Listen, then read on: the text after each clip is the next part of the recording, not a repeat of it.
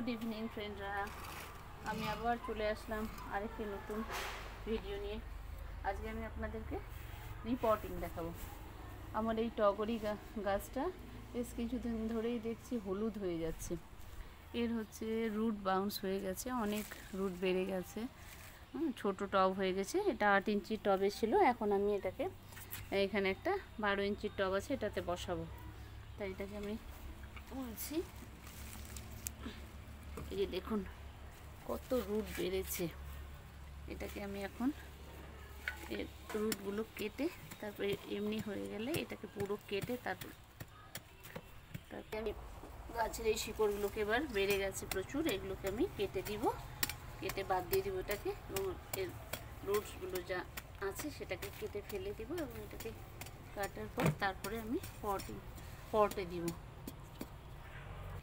এই যে আমি এবার এই যে পুরো রুট আমি কেটে দিয়েছি, এবার আমি এটাকে বসিয়ে দিব নতুন পটে। এই জন্য আমি মাটি তৈরি করে রেখেছি, ড্রেনেজ সিস্টেম সব কিছু আমি করে রেখেছি। এই পটে, এটা 12 ইঞ্চির পটে আমি বসিয়ে দিলাম। এটাকে